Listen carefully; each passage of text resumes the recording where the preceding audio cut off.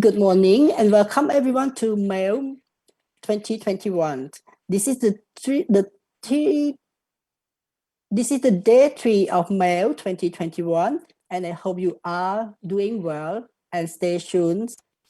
And today we are in the second part of Mail under the sub-theme Crisis and Actions. And for today we have 3 exciting panel discussions and 2 documentaries. That all of them will point out the current and urgent issues that region is facing. We hope that all the 5 activities of today will guide us together to find the answer at the end on the question if it is the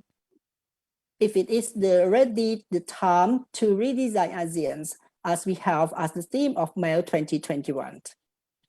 Let me brief you the agenda of the 5 sessions of today. So in the morning, we will have a panel discussions on reverse development process in Myanmar with the post-coup mega development project. And it will be followed by a documentary, Thai investment in Myanmar. In the afternoon, there are 2 panel discussions.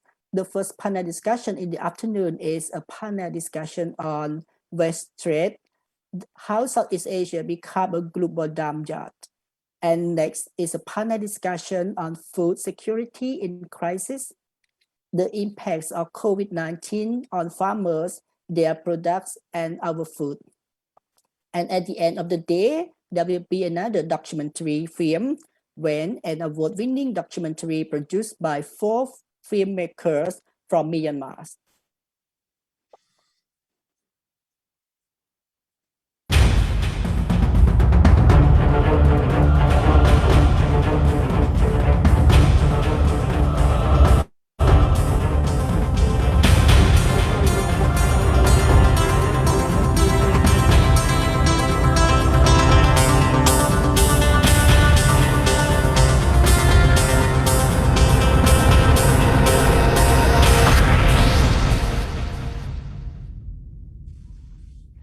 The first panel of this morning is the panel discussion, a reverse development process in Myanmar with the post-coup mega development projects that come in the right time that the region is facing a serious situation in Myanmar.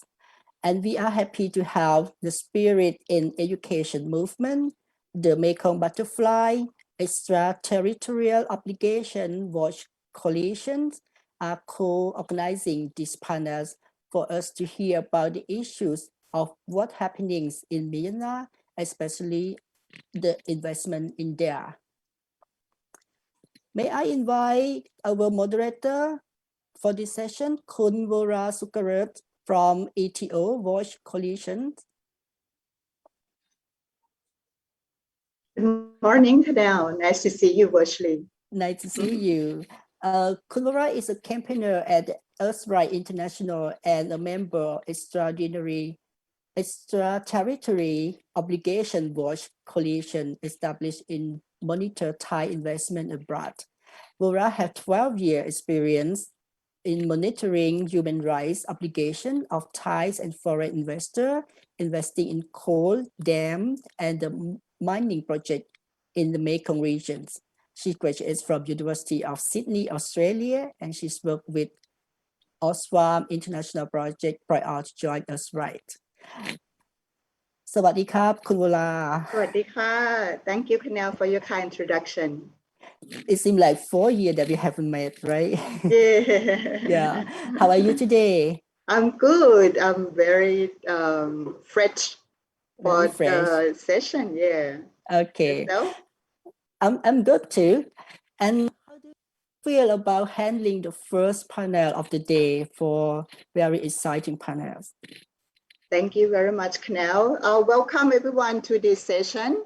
This session is hosted by Spirits in Educational Movement, the Mekong Butterfly, and ETO Watch Coalition. Just Kanel has mentioned, it's been the right timing when we all follow up the situations in Myanmar. So we will start the session shortly, and I will give a short introduction, then I will introduce the speakers.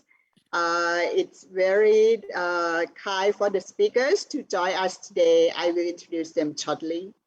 So in the meantime, I request of you to stay unmuted during the presentations. We will have the presentations from 3 speakers, and then we will have Q&A after the presentations have complete. Thank you very much. So let's start the session now. This is very exciting. Before I hand over the floor to you, I would like to mention to the audience that if they have a questions, please drop your question at the channel you are on right now. It can be in English or it can be in your language that we can have our interpreter to translate those questions. So don't wait until the end of the sessions. And so now it's time. I would like to give you the floor, Kunvola. Thank you very much, Kunal, and I hope to see you shortly. Thank you. So welcome to the session. More than 7 months have passed since the Burmese military coup on February 1st, and everyone in the world have monitored the situations. The coup overthrew an elected government, and the coup has been condemned by civil society and international community. Generally, there is a huge agreement with this coup and the investment bans to put pressure on the Myanmar military. So let's look at the outlook for foreign investment in Myanmar today. It began to slow since the February 1st, when the Myanmar military seized power from the civilian government. And this have prompted negative feelings and created uncertainty both at home and abroad. People from Myanmar all over the country came out to protest, as we see and follow up in the news. And there was an overwhelming criticism, including the civil disobedient movement, and everyone know it as CDM movement resistance to the military rule, and it's likely to continue and escalate both in the cities and in the ethnic states areas. Until now, the oppositions to the Myanmar army has spread in all dimensions, both political and also the military. This could pose challenges in doing business and investment in Myanmar. According to the United Nations High Commissioner of Human Rights, or UNHCR, 2 military enterprise conglomerates, the Myanmar Economic Corporation, MEC, and the Union of Myanmar Economic Holding Limited, MEHL, are among the interests of the Myanmar military. The military has been an independent institution without the control or even scrutiny of the civilian government. It is also not under the state enterprise law of Myanmar as well.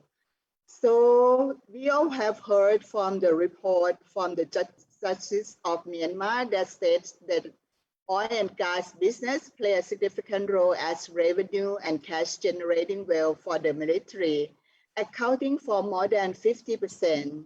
So both civil society and the National Unity Government, or the NUG, have urged foreign joint venture firms investing the operating in oil and gas business to suspend project implementation, or at least suspend payments to the Myanmar state-owned enterprise like Myanmar Oil and Gas Enterprise, or MOGE, to help prevent the army of the Myanmar military junta from converting this income into the coup for killing people.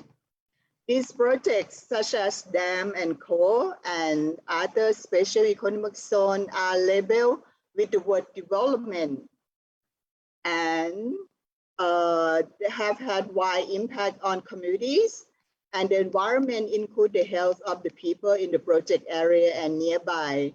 And many projects have escalated into the human rights violation that linked to the Myanmar military use of power, and people in the different areas and states are victims of the political and military operations. Against this backdrop, these sessions has 3 main objectives. First of all, we are here together to listen to our speakers about the review of the situations of community rights violation and environmental rights violation arising from large-scale development projects and destructive dealing business in the past since the coup d'etat on February 1st.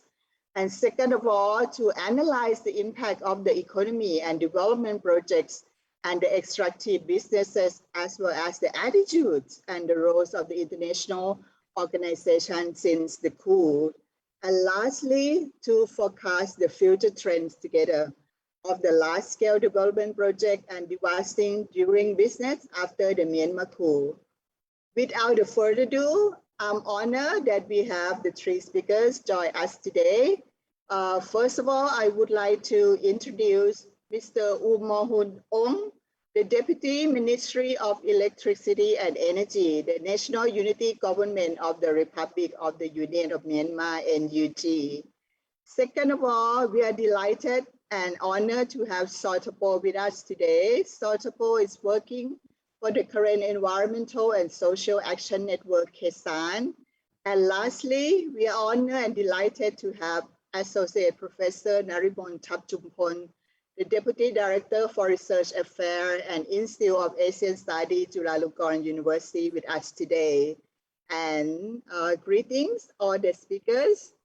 We are honored to have you on board with us today, and we look forward to hearing your viewpoints and opinions, and as well as your presentations. So first of all, let me invite the first speaker, and I invite him for the presentation as well. Mr. Umohun Aung for the first presentation. Mr. Umohun, the floor is yours now. Thank you, Yaman, and for the introduction, kind introduction.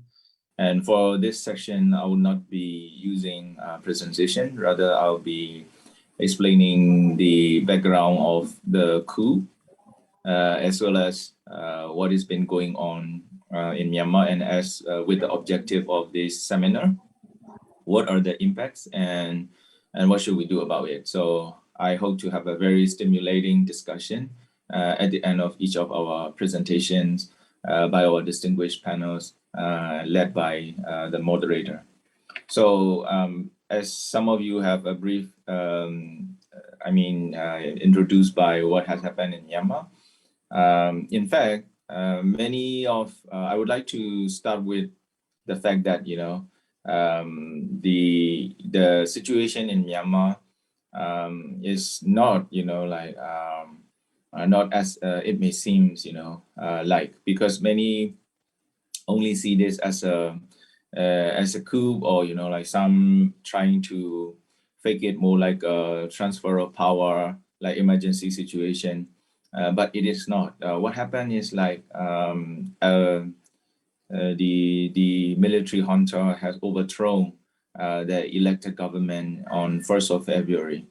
Because remember that it was not just about, you know, like election dispute, or, you know, like prohibiting the forming of a new government.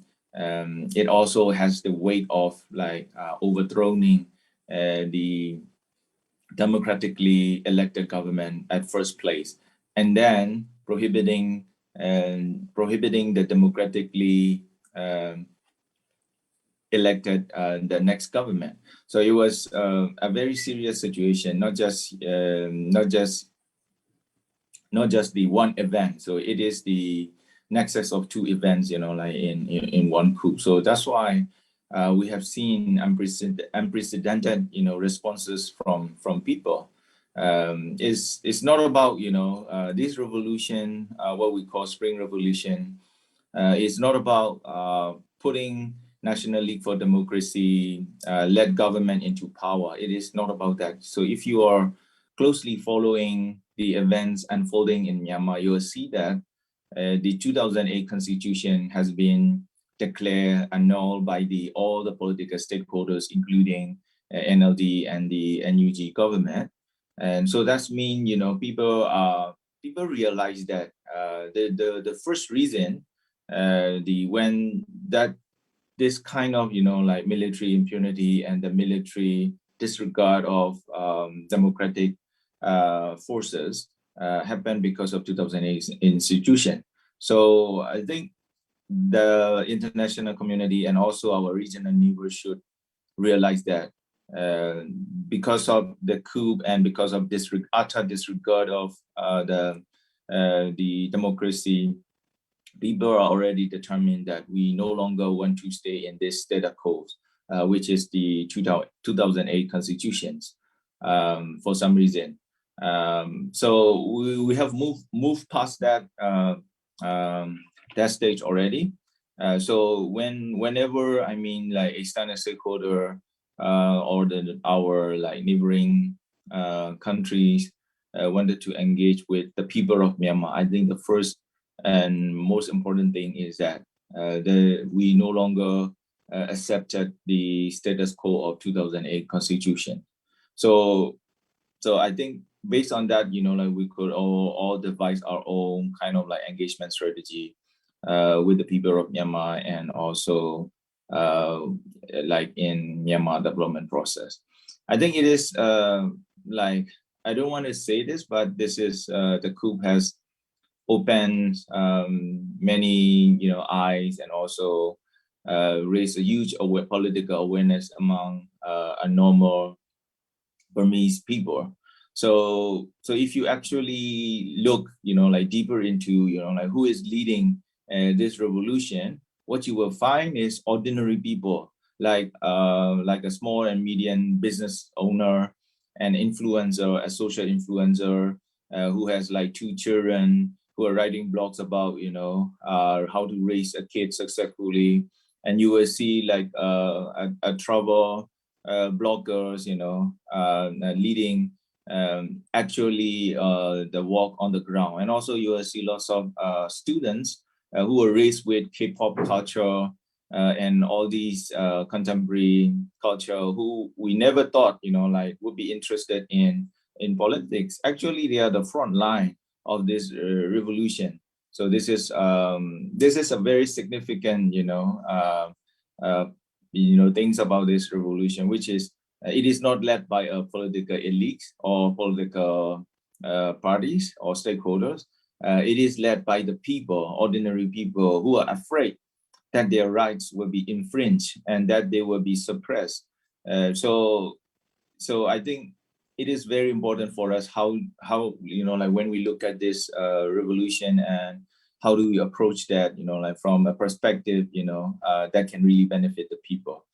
And also I want to continue on like a little bit background on, you know, like what had happened, you know, like in the economic and macroeconomic. Because the reason I say that is that, you know, in our neighboring country or elsewhere, you'll see that, you know, like the recent announcement from ADB. I'm normally not a keen, you know, like advocate for like GDP, because sometimes, you know, like this is we all know that the more GDP you have, the more environmental destruction, you know, like you could expect, you know. So it is not really a good indicator for sustainable development. But I would like to, you know, reference because it is too significant to ignore.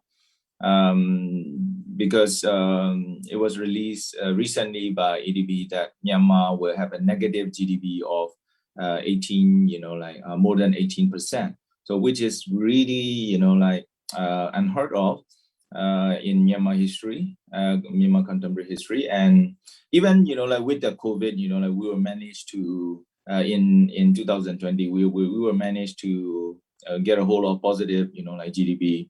But now, you know, like you'll see the serious, you know, deterioration of GDP. So that is a clear indication of, you know, the broken system, you know, like that has occurred in Myanmar. Like people no longer trust, you know, like those who grab the power, and that has been evident in, you know, if you look at the hyperinflation that we experienced in the last 7 months.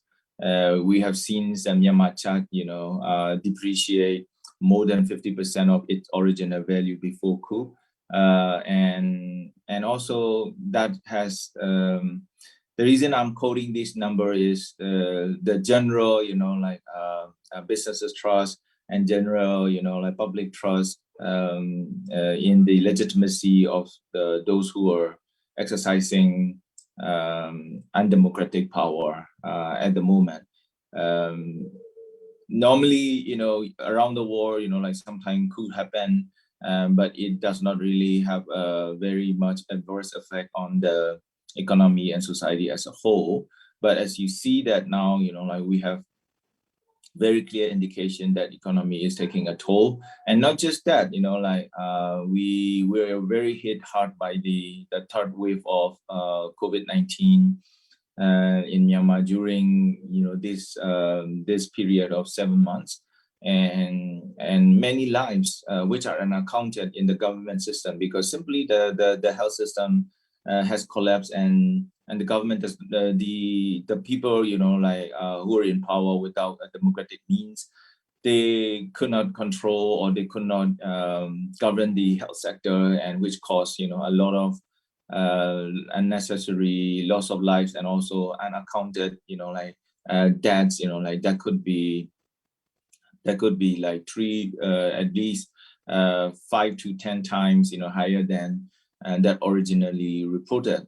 So what this coup has brought to Myanmar is it taking a toll not just in the economy, but also if you look at how they manage the COVID-19 with that, and also still now, I mean, like people do not go to the government hospital if they are sick, because there's no one there, or sometimes there's no treatment available, and even amidst that, people are so angry because some of the charity clinics were raided, and also doctors, volunteer doctors are also arrested. Healthcare professionals are harassed just because they are giving treatment to the COVID-19 patients, like in the community.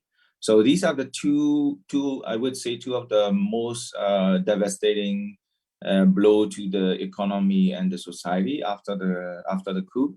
But I also would like to bring back your attention into how the initial sign from the governance, the law and order situation are heading. Many of you may know that although Myanmar started opening up in 2012, starting from 2012, some liberalizing and also establishing of some environmental rules, we still have a very weak environmental protection mechanism. So what we have is, even before the coup, what we have is a quite lax approach towards the sustainability and environmental conservation, environmental protection. But what this coup has brought is even, we will see a further dismantling of some of those safeguards.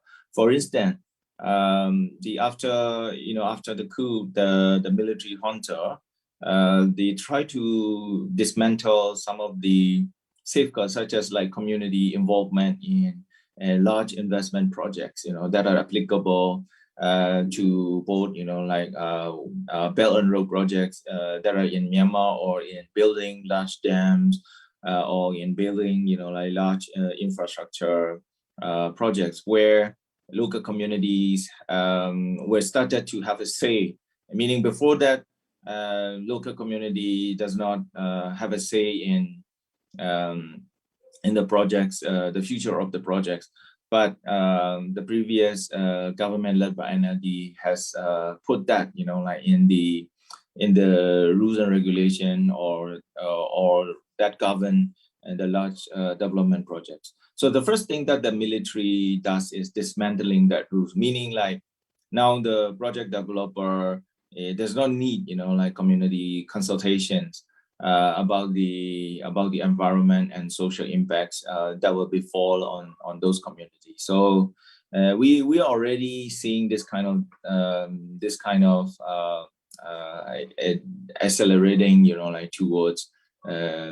towards that, and this is the reason that the military junta can do this kind of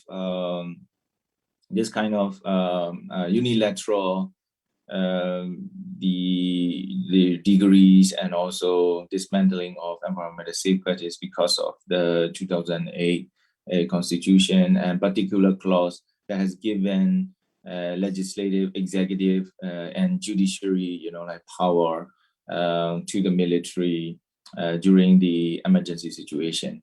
So the first thing, like that they try to, like do when they are in get hold of power is they legislate so many criminals laws and also amended laws, something like that, so that they could, like do whatever they like. And one of the so that has really led to the exacerbation of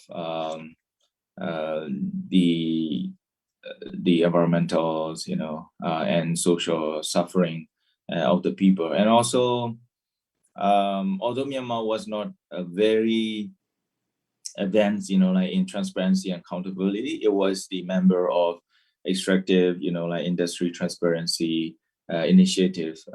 So we used to have an annual report on extractive sectors like oil, gas, and mining, and how much revenues, that the government received from those sectors, and how much companies are paying in taxes and revenues.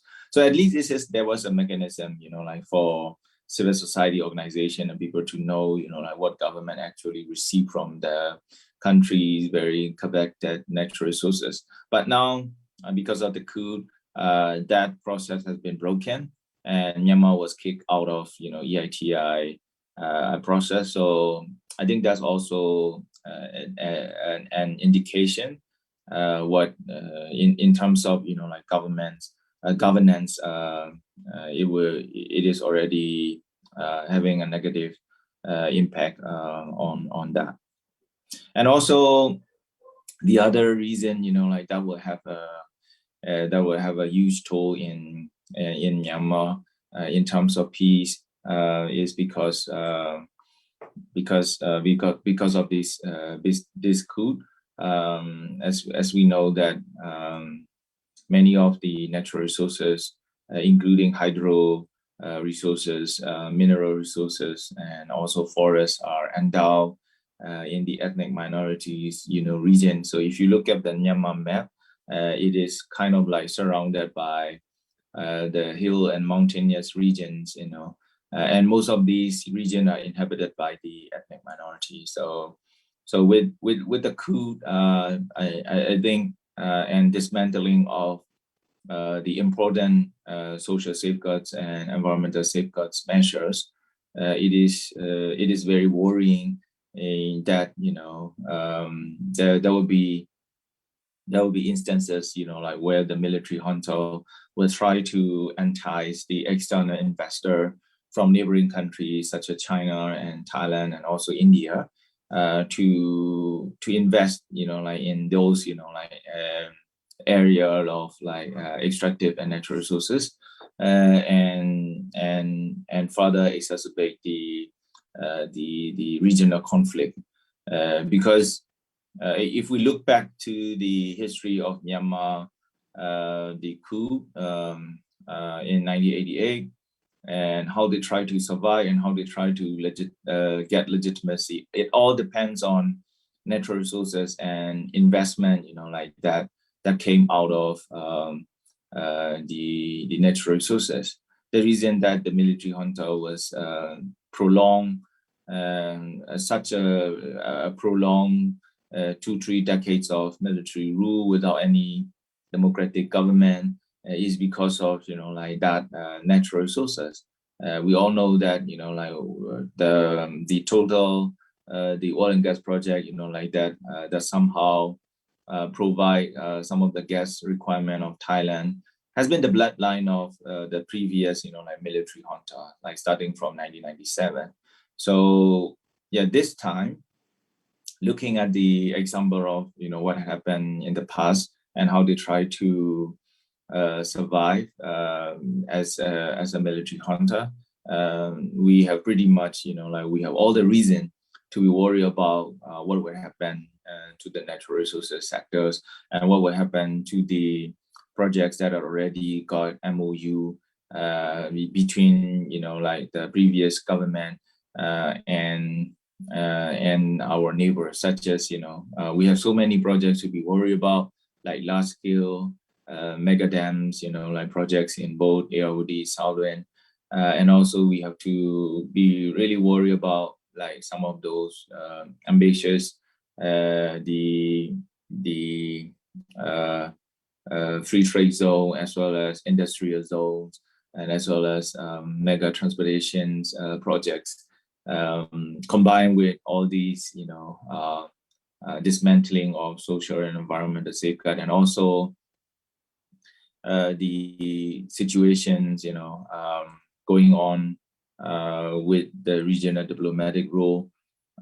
I think that's create a very worrying situation at the moment. So, but there is like, I would say there is the things that is really prohibiting, like all these things that we worry from happening, is the macroeconomic instability, and also the seriousness of chat depreciation. I think that's the only kind of like macroeconomic blocker that is blocking the other project developer from coming immediately to Myanmar and exploiting the situation, because for instance, in energy sector, like Myanmar is increasingly, like using the model of like private public-private partnerships in the form of like where a private company can propose a power plant, and then like the government will promise them to buy a minimum amount of electricity units from that project developer. But now, like with this, like super high inflation, off the roof, many of the developers in energy and electricity, especially in electricity sector, were think twice, because what government collected from the end user, which is from citizen, is in charge, and what they have to give back to the foreign investor in power sector is in US dollar dominated transaction. So that is the only thing that is now holding the drove of the foreign investor from exploiting Myanmar situation, is the macroeconomic instability, and also the inflation has seriously distorted the business outlook of those investors. Otherwise, I am sure that we will see a lot of investor will be ready to exploit the situation in Myanmar, where you have a very lax environmental approach towards the proposed projects, and disregards of human rights, and disregard of environmental rights by the military junta. So that's a bit about about what is really going on in the investment, and also in oil and gas, as well as in power sector, since after the coup. And I'll stop here, and also I think we'll have a further discussions, like regarding about that in the following section. Thank you. Thank you very much for your very comprehensive presentation and highlights. What is really important that you have highlighted is actually the nature of the coup itself, and also the resistance which led by ordinary people and the Myanmar people who have concern about the situations. This coup, this resistance and the civil disobedience movement is not led by the political elite at all. It's actually on the ground people who have suffering from the coup, and they are ordinary people who worrying about their situations and their future. In terms of the nature of the coup itself, the coup has actually disregard the community rights and environmental rights. And the number of the situations, for example, Mr. Ung have gave the example of the coup that dismantling the sector that involved the communities in terms of involving in the development project and mega project in terms of consultation. But with the situation of the coup, these community rights and environmental rights has been violated clearly. The coup actually taking a toll in terms of Myanmar economy, and it create a challenge in terms of how environmental sector and other community rights have been managed. The example of, for example, Myanmar has been the member of EITI, or Extractive Industry Transparency Initiative, which indicate how much revenues that the government have been generated from oil and gas sector and also other extractive sectors. But with the coup situations, this country, Myanmar, has been kicked out from the EITI membership. This is having huge consequences on the ground and huge implications. What's worrying the most is about how foreign investors have been coming into investing in the natural resource rich area, which is mostly located in the ethnic states areas. And the investment that come in any form may exacerbate the situation of regional conflict, which have already intense on the ground. So these sharings has been knowledge to us. And in the end of these presentations, I welcome all the arguments and discussions later. Thank you very much, Mr. Umotunong. For the next speaker, I would like to invite Mr. Thapchumpon from Karen Environmental and Social Action Network, or KESAN. We have heard the work of KESAN in the region, and it has been leading agency in terms of protecting of indigenous rights in all the aspects that we have heard. And Thapchumpon will draw his experience on the ground and share with us how he sees the situations of development rights, community rights, and environmental rights have been violated according to the situation of the coup. Please, Thapchumpon, the floor is yours. So thank you so much, Wora. So today I would like to share about what's happening in the ground after the military coup, because Siamotuan already mentioned part of the overall picture of after military coup, what's happening in the Myanmar situation.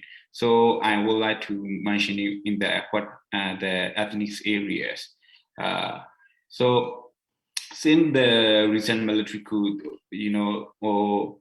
a lot of the intensified conflict in ethnic area across the country. So especially in current states. So they have in Myanmar military have been more airstrikes and also the conflict within the KNLA group. So that is one consequences. Many IDP have been their displacements. They are fleeing into the jungle and they hide in the jungle. So they say maybe around 7,000 people. So they are hiding.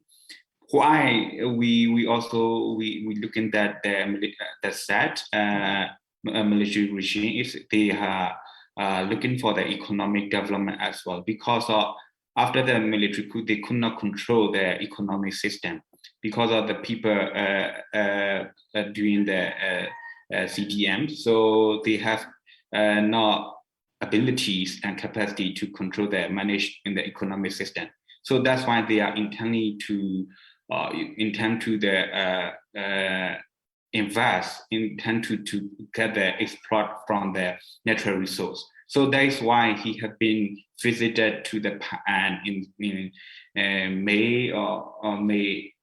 Yeah, in the end of the May, he visited. At the time, he mentioned it, and he pointed out, maybe he suggests about to the Haji Dam. On the Haji Dam is to go ahead this project, to implement the project. He encouraged to his in the meeting and his partnership, because Haji Dam is in many years already planned by the Chinese and China investor. So this is also 90% of the electricity will be selling to the neighboring country. So in Myanmar also can be benefit for some of the percentage, because in military in Myanmar group is that they have not income yet, because after the military coup, international agency or international investor also divert from the Myanmar. So that's why they have used to try this kind of projects. So in projects as Haji Dam areas. So when you look at the Haji Dam area, also this is in current state ethnic areas. So more fighting right now, and also after the fighting, so over 8,000 people of the IDP also flee into the Myanjigu area. That area is controlled by the border guard force under the military group. So when we look at it, so that area, so they are not allowed to the outsider. Even the UNHCR not coming, because of that area is a lot of IDP, and also they need their humanitarian aid as well, but on the other hand, that area is controlled by the BGF. At the same time, who is the leader is a man. The man is a treat food, sharing the food to those people. So those people are what they are doing now. So they are trying to volunteering and working for the extent road construction. This road construction is linked by the Haji Dam and the Pa'an area. So as my understanding, that because of the people believe about the religion, that's why they are doing for the volunteering or charity work for the road construction. But it means that they're using for the free labor from the IDP people to extend this road construction to the link with the dam projects. So not only in this current area, when we discuss with the other civil society organization with the along the network like Myanmar Mining Watch, so we have been about the update in the different area as well from the Kachin state, after the military coup. So some of the who are very close working with the military, like a militia group, or so they are very happy to doing the more mining area. They are more powerful as well to explore the natural resource. In the Eastern Shan state, so more than 10 different companies invest to doing the platinum mining as well. They doing in the ground. So for us as civil society, we are used to monitoring and follow up about this development project, and also we are reporting. Right now, we have no guarantee. We have no guarantee to not easy to follow at that was because we can be anytime we can be dragged by the military and also by the militia group as well. This is a challenge that also we are facing. At the same time, I will give another story is in the Pa'an area. In Pa'an, we had since 2019 in NLT at that time, the MEC, Myanmar Economic Corporation, is generate the coal power using the cement factories. So there is a lot of water contamination happened and water contamination spread in the over 20 village, and 100 of the children have been infected by the disease on their skin. And also when we monitor on these projects, we saw a lot of the poison and arsenic as well spread in the water. We saw that. Right now is we after the military coup, civil society have been not easy to monitor in what's happening in the ground. So not easy. This is a lot of challenges for us. for us. Not only that area in the China smart city is the people used to know about the like Shikoku also, you know, this area also related with is part of the Banro Initiative project. So that every single project is they still go ahead, but there is most of the project is related connected with the Chinese investment. So not easy to follow at, not easy to monitoring about this project by the civil society organization because we have very limited resource and financial resource as well. The most thing we see in the San River, on the San River, we did in last period, Utense and government at the time they proposed 5 dams, Golong, Nampa, and KESAN, Yote, and Haji. Right now, is the main online is we had about that they already approved the Golong as well. That is why we saw that the project is not implemented yet, but we are going to monitor in the ground. We saw many Chinese workers came, and also they established to build the new bridge as well. This is a link with the Qinshui Hall in the China border, like economic zone. So we see when we look at that, we seen the project is toward go ahead step by step. In the Thailand border as well, we heard about the water diversion project is approved EIA, or they will be trying to establish the project. But many people argue about that. But to be honest, in the ground area, the civil society and also the direct affected community doesn't aware about this negative impact, and also we could not have about this information. So, firstly, I would like to mention it, and I would like to stop here. If we have more chance, we will be more discussion in the latest. Thank you. Thank you very much, Thapchumpon, for sharing us your experience monitoring some of the projects on the ground. And Thapchumpon have given the example of what's happening in current state. For example, the issue of the coup have exacerbate the IDP, internally displaced person. People have to move because of their homes has been destroyed, their land has been taken. So the coup has exacerbated the situation of conflict in the area, and there are more than 7,000 IDP that have to move and flee into the jungle and other area. Thapchumpon also raised concerns about the situation of Haji Dam. This is one of the Chinese investment in the country of Myanmar, and 90% of the electricity will be exporting to the neighboring country, maybe Thailand, and this could be like the joint Thai and Chinese investment. The Haji Dam situation created a lot of concerns for the communities, because it's going to, first of all, maybe cause more conflict in the area, and second of all, impact the communities whose livelihood have been relying on the river, Salobin River.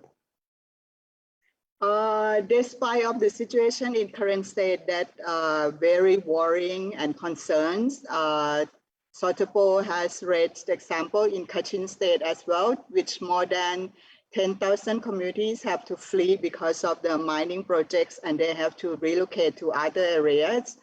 With these coup situations, communities and civil society have been challenged in terms of monitoring the projects and the progress of the development projects. And first of all, their rights have been violated.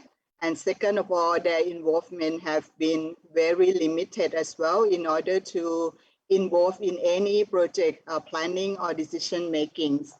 This is a situation that has been happening already if we are looking into the nature and context of foreign investment in Myanmar. But with the coup situation, it will be more worrying and concerns. all of us all. And thank you very much, Thapchumpon, for sharing. Now I would like to, at this stage, if you have any questions, please leave them in the chat box, and then I will ask those questions to our presenters and our speakers later. Lastly, I would like to invite Associate Professor Naruemon Thapchumpon from Chulalongkorn University to share with us her concerns about the situation of the coup in Myanmar. Please, Dr. Naruemon, the floor is yours.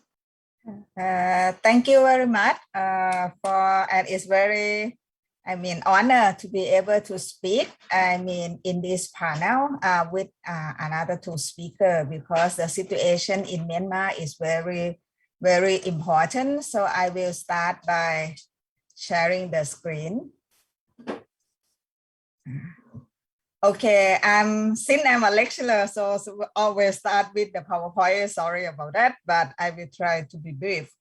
Basically, I think as our two speakers already mentioned, that we look at the Myanmar after the coup, but if we return back to the situation of Myanmar democratization, we will see that from 2010, 2015, and then 2020, the declared saying that is have a problem of the election, and try to hold on or argue that it need more year to return the country, or have a problem with the election.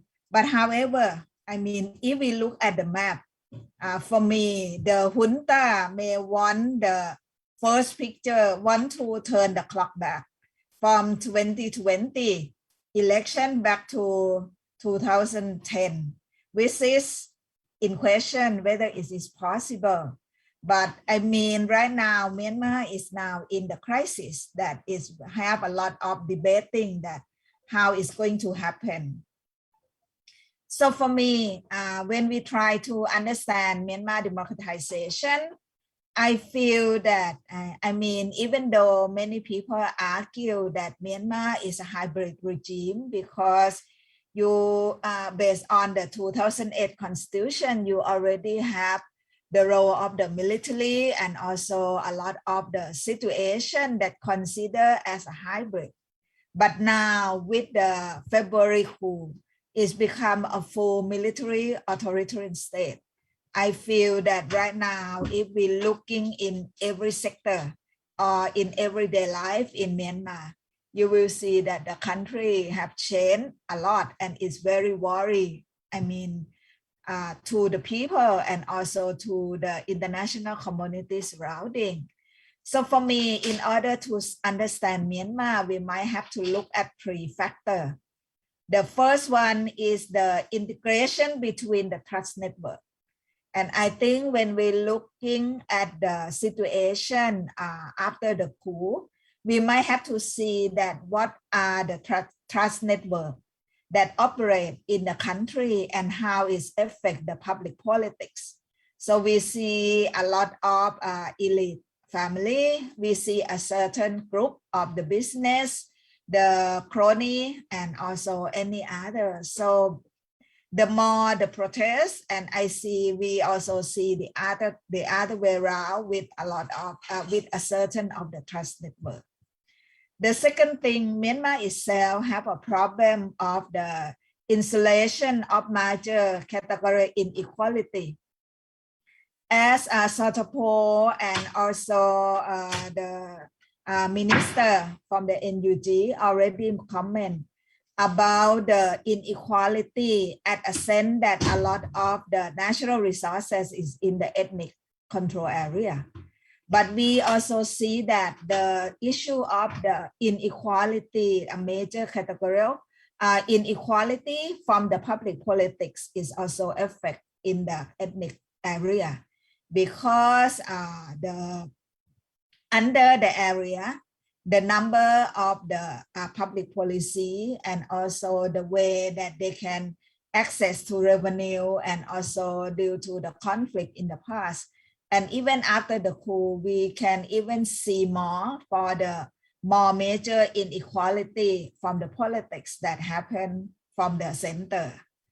And the third point, which is very important, we see the autonomy of major power center for those who control the weapon to those with the coercive means in the public politics.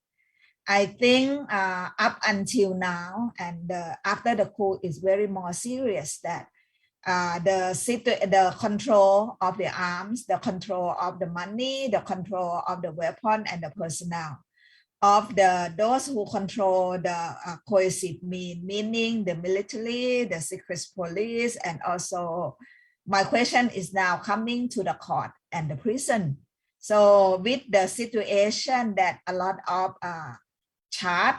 legal charge that will happen to the people or to the opposition, meaning for those who disagree with the government, the junta government, we can see that the autonomy of them is very difficult for international community to look at what happened inside the military, inside the police, or also what will happen to the court system. And also, so I think this is the most serious, and also this is a core problem of Myanmar democratization, even before the coup. And after the coup is also very serious and also affect the natural resources. So for me, right now, the situation is that no political freedom. Individual freedom is very difficult under the state of emergency decrees, as my two speakers already commented before, that the issue already serious, and more important is no legal or constitutional accountability under the regime. I mean, for us, the changing of the executive, I mean, for me, it's not only transferring the power, but I see that right now under the character of the authoritarian state, we see very limited political pluralism. So we see only some kind of one group. And also the legitimacy is very, I mean, from one person or a certain group of the leader. And for me, I use the word based on emotion because I cannot see any legal basis or any ground or rationale to see why they make such a decision. I mean, looking at the health system, looking at the way run the country after the coup, which has already been 7 months. We see that the social mobilization is very, I mean, minimal, or sometimes it will be no. You are not allowed to protest, you are not allowed to move, you are not allowed to go out of the house, and also a lot of, I mean, democratic system and unfreedom. And lastly, we can see that the wake and shifting power. I mean, right now we might see Senior General Min Aung Hlaing, but we don't know from the several leaders, the battalion and others, that who are they, what are they doing, how it's going to happen. I think this is a very difficult situation, and this is a core problem of Myanmar. Why the country still survive after a huge civil disobedience and also after the collapse of the economy.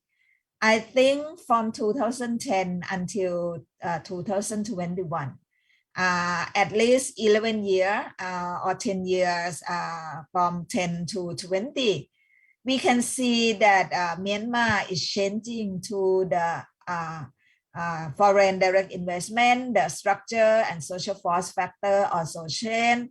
We see a certain economic development. We see the process of urbanization, industrialization, and mass media expansion.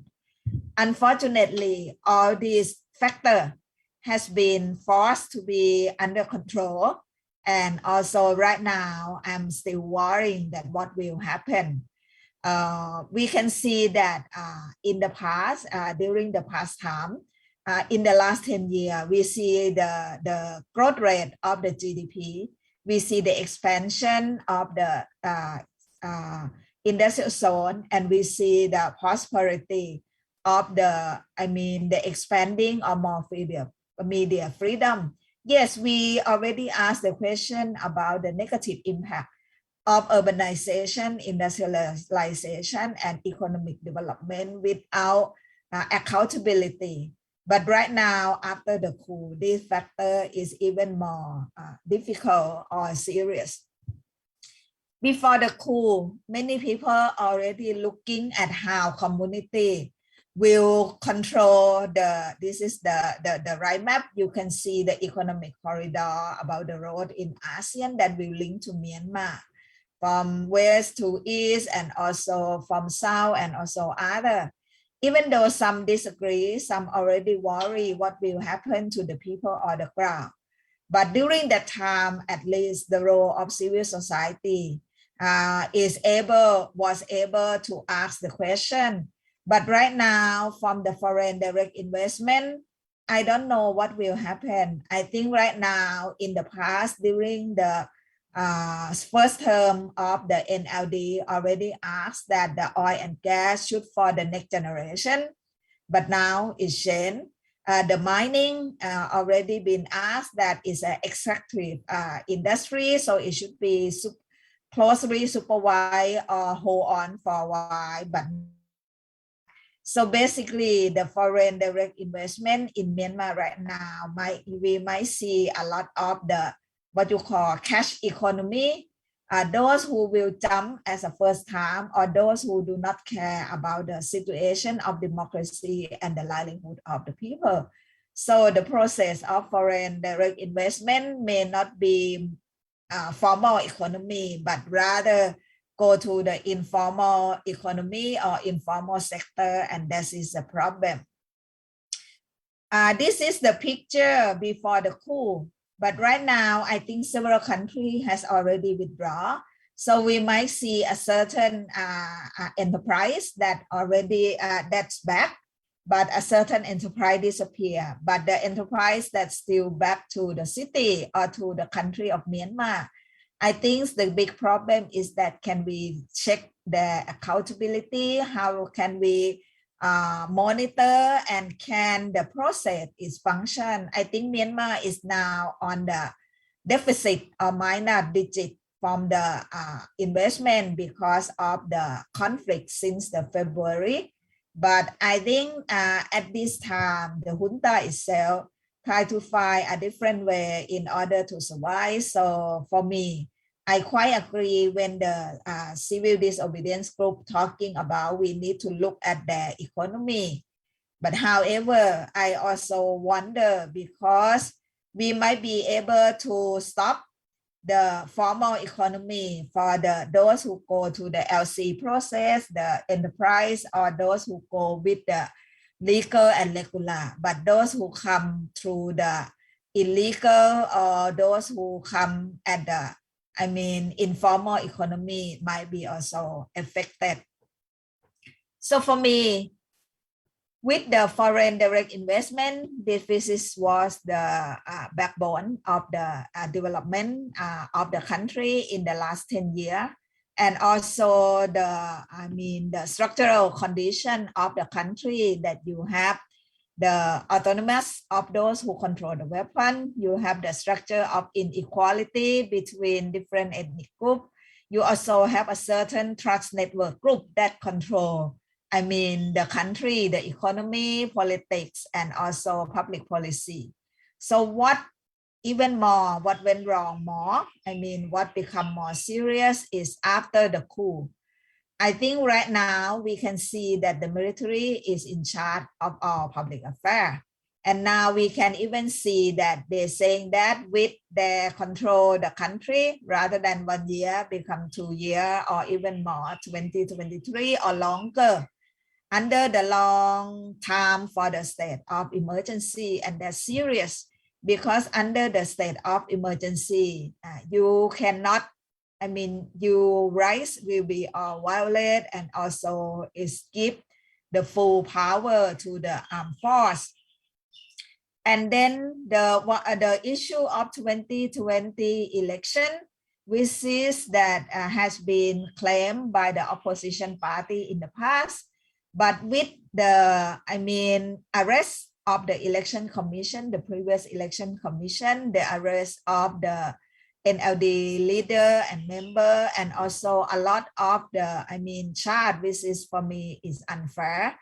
It may create the problem that the conflict will be escalating every day, because the due process cannot happen. And also the people will also feel that this is a lot of the way to find, the way not to find out the exit. Because the more the state emergency prolonged, the way that the government, the junta government has more control. I don't have the information of recent conflict. Maybe our two speakers can tell me more. I found a map of the armed clash, and you can see that the number of the clash, was in July this year. So we can see that the armed clash that happened is not only in the ethnic state, but also in the, the mainland, such as in Sky, also in the Makwe, and also in other several states. So it's quite serious, because the impact of the 2021 coup is not only controlling the power at the leader, but it affects the general people. And also with the conflict, this is to the people with the armed clash. And I think this is very serious for the conflicts at the moment. As after the conflict, as Thapchumpon already comment about the refugee and displaced person, this is a previous map. This is for me, I think we might see more map. This map is maybe not up to date now. We might have to see more map inside Myanmar for number of the displaced shelter for those who are internal displaced person, those who cannot cross the border because the Thai government sealed the border due to the COVID and also any security policy. But for me, this map, we will see more and more what you call red dot of the people who also have to do the refugee camp, and also those who need to affected need to flee from conflict. And we can see that from this map is, the situation is quite serious. And we can see that this is 7 months after the coup, and the situation is always has a more impact. So what type of people stay? For those who fleeing from conflict, from the table, many people are very familiar with the the red alphabet that talking about people who stay in the camp with the refugee camp, which is in the Thai border, or in the western border next to Bangladesh, or the northern border. But for me right now, what I'm looking is we might see more number of people on the self-settlement and also organized settlement for the IDP people who have to organize themselves to flee from the conflict, and also for those who doing like an urban refugee, they might have to flee. So we will see more and more number of the people from Myanmar who might have to run from the conflict, and see more with the organized settlement or self-settlement, as long as the official camp set has been I think based on the policy of Thailand and the policy of the in ASEAN. In Thailand, they still have no policy change for accept more refugees. But what I see in the future, and I can forecast that we will see people who will flee from the conflict, and they might organize a settlement inside the Myanmar, and also some might flee by even in the village and more with the self-settlement. And more important, this is also the situation inside Myanmar.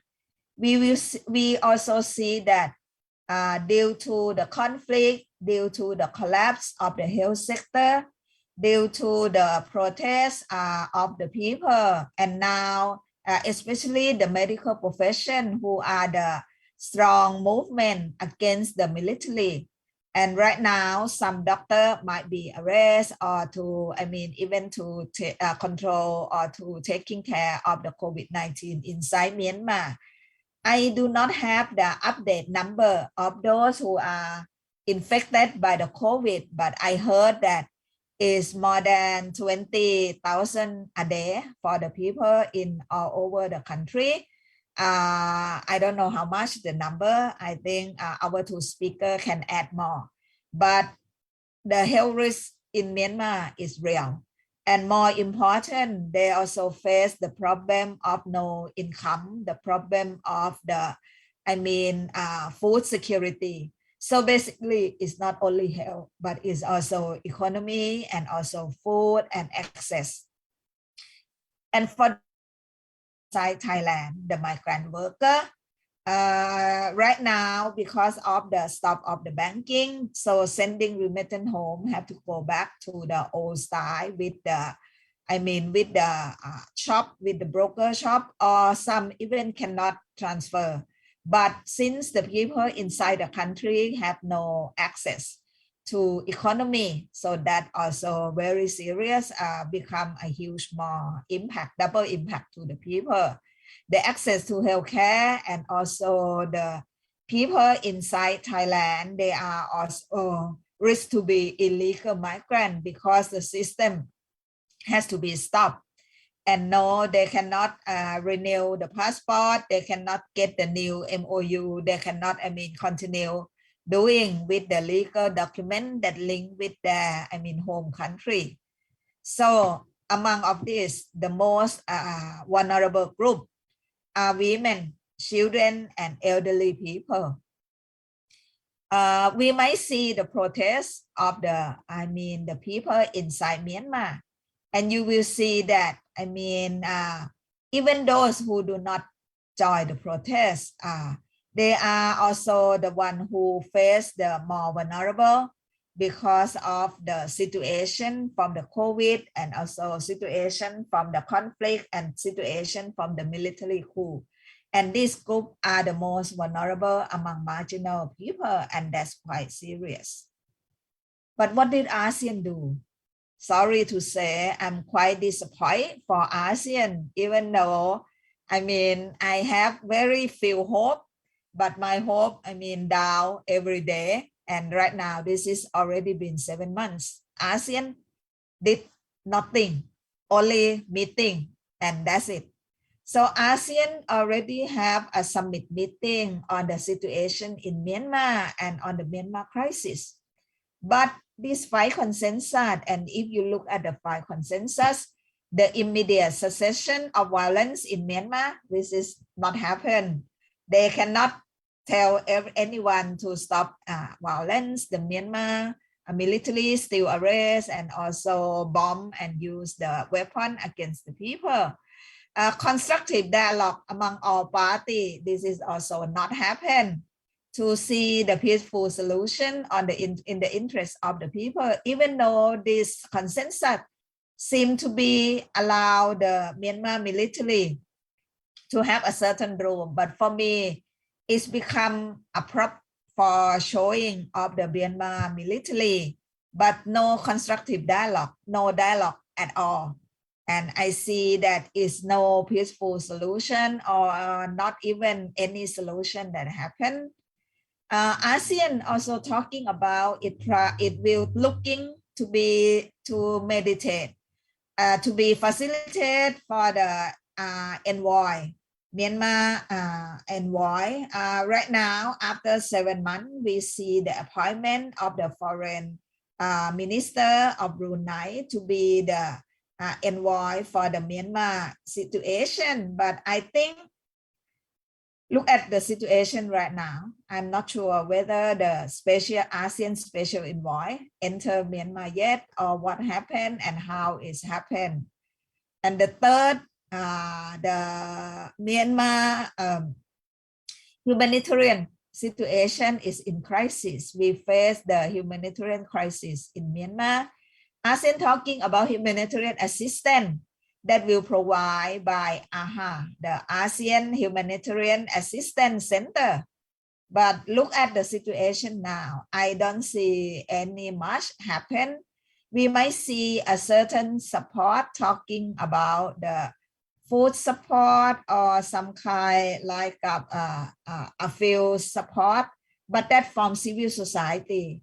I don't see much the role of ASEAN, even on the ASEAN humanitarian assistance. And I think for the AHA, the ASEAN Humanitarian Assistance Center, which was setting since the cyclone Nargis in Myanmar, but look at now in 2008. But look at the situation right now. The humanitarian crisis in Myanmar still exists. And the role of ASEAN on humanitarian assistance is very limited or even maybe zero or less is a problem. And the last point, as I already said, the visit of the special envoy and delegation to meet all party concerned. I don't know, I think my two speakers might also have to inform us to the audience in these panels that what happened for ASEAN. For me, as a member of ASEAN, and we are now in Myanmar with the Mekong-ASEAN Environmental Week. So what ASEAN do at all?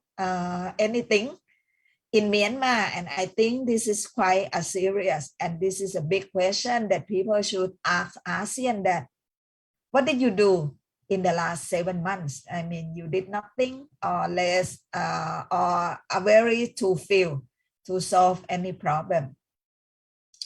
And now back to the situation that we discussed. For me, the resource, I think I don't need to add more. I will go in fast because Thapchumpon and also our first speaker already talked about the resource politics. But what I would like to mention is that now you will see the natural resource will be going to what you call informal economy, and the extractive industry will be increasing. The issue is an example of the dam, which is we already discussed about the dam along the Sarawin River and also the development project. Rather than to support the people, is already increased the problem to the people. And as Thapchumpon already talked about the Haji Dam, Thasang Dam, and also any other dam for the development project. And I think it's sadly to say, some dam is supported by the, organization in Thailand, the electricity and also other. And also since we have the situation in the way, we also can see that right now the development in the past before the coup, we already see development as a threat, but now is even more serious threats at the home for the people in Myanmar because it's no process of accountability and it's become a conflict. And during the conflict, you will see so-called quote-unquote trust network operating without seeing the people. So what can we do? My last point, the role of civil society. I see this is the TripNet. I don't know what happened to them after the coup. We see the role of the CDM movement. We see the role of the young generation, and I'm quite happy when I listen to the Myanmar version of Do You Hear the People Sing in the YouTube. But along that, they are the one who face arrest, injured, and even casualty. So in that context, the role of civil society and also the young generation face the, problem. So for me, I would like to conclude the situation here in Myanmar, saying that we see more human insecurity.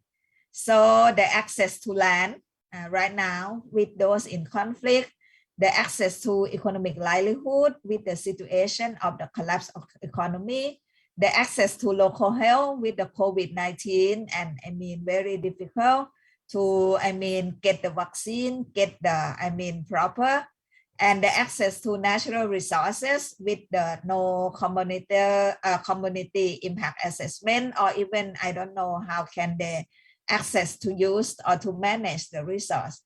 More important, the access to basic right, threat to be arrested, to torture, and also, I mean, face the conflict and also casualty.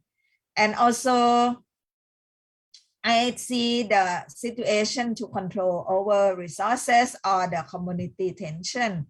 We might see less community tension, but we see more tension between the central state with the arms and also the people in the community. And the last one is the access to political right. In terms of the whole country in this region, since we are in the ASEAN, so we see more inequality. Myanmar is go back to the poor country, is in widening inequality, more health risk, more situation of transboundary natural resources to face the human trafficking in the future, and also it's absent of responsibility from the state, and I think this is quite serious. So for me, I would like to end with this picture. Democracy is still necessary. I mean, many people might saying that you just go for the development, you just go for the, I mean, economic prosperity, and we need to look at stability, security, and order. But I mean, we need to change our focus from security to democracy. This is my message to ASEAN, that please change from the word political security paradigm and pillar to look at democracy, change the word economy to equity. And I think Myanmar, as being a country in crisis, we need more attention for inclusive politics and development. And at the end, we want democracy. And I think this is a really time for looking at that. I would like to end with that. No word for what will be in the future. And I think it's lie upon the people, the civil society, and those who are concerned about Myanmar. Thank you very much. Thank you very much, KESAN Naruemon, for very comprehensive and very insightful presentation. We have learned a lot regarding the situation of the coup in Myanmar, and your analysis helped us to get through why the issue of access to basic rights, access to land, access to local health issues, and access to basic livelihoods and control over resources have been very limited in the situation of the coup. The coup has exacerbated the exclusion issues of the communities.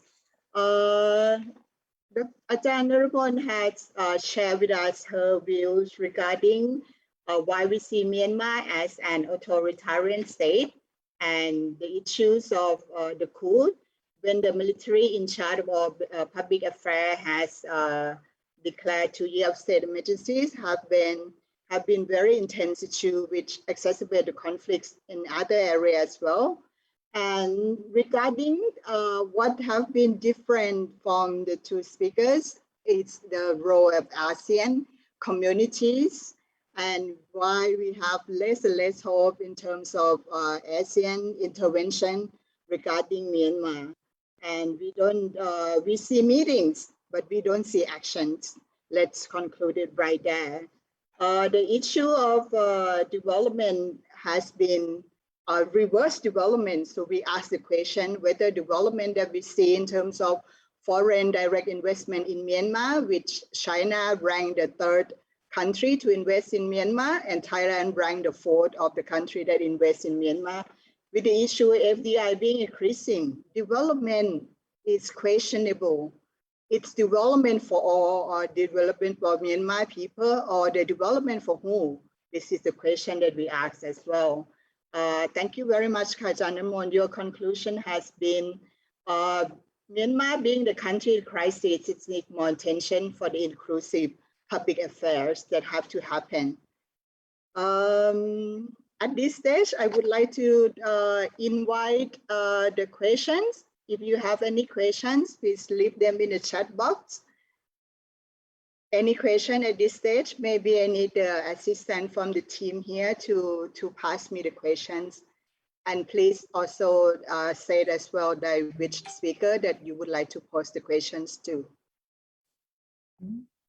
And for those who wonder about writing in English, I think our Zoom is also have some Thai audience. So you can ask the question in Thai. I will try to answer and translate. Thank you, to Thapchumpon and yes. Aung as well. Yeah. Yes. Thank you very much, Kha. Please feel free to ask questions. I will monitor the question. Please allow me to have 1 or 2 minutes here, maybe 1 minute to ask the question. If we don't have question at this stage, I would like to draw our attention to maybe the development challenge in Myanmar right now, and also the issue of access to natural resources, and the issue of the coup has been exacerbating the conflict. Maybe I ask the question to our 3 presenters. What do you see in terms of the future trends of development in Myanmar based on the situation of the coup right now? Maybe I invite Mr. Htun to share with us the future trend of development in Myanmar as you foresee and maybe forecast.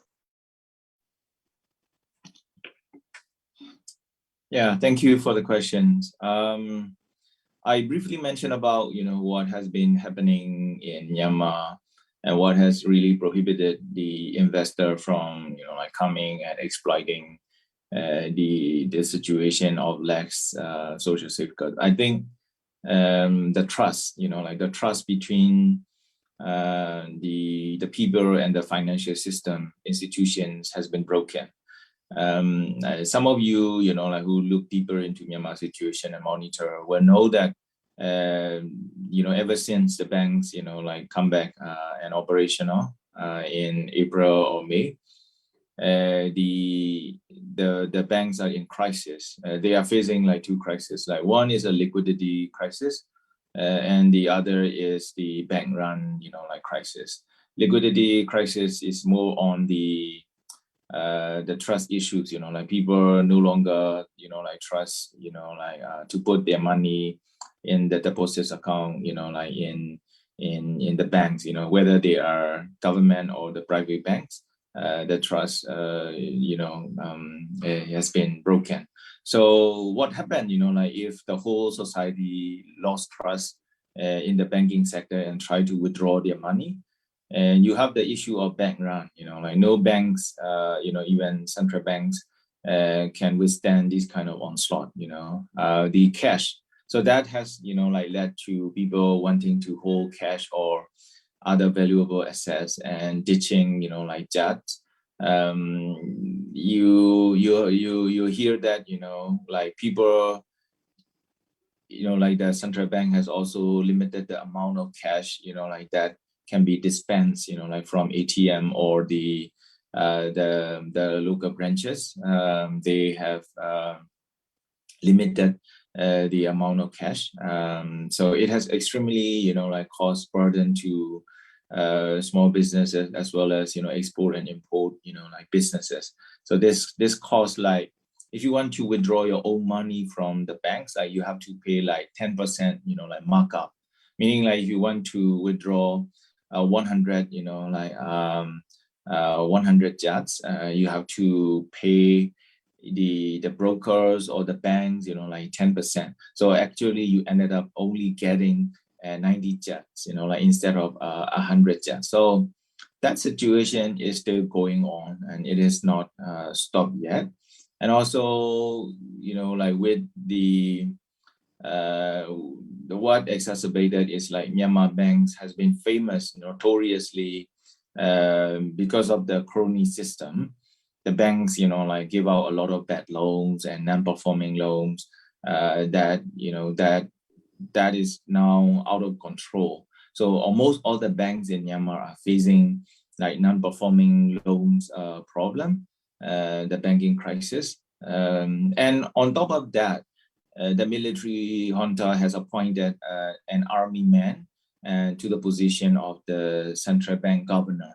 So that guy, without having any, like macroeconomic background and managing the banks, and he is imposing some, like dictatorial, like financial rules, and playing around with the exchange rates, and also like seriously distorting the mobile payment.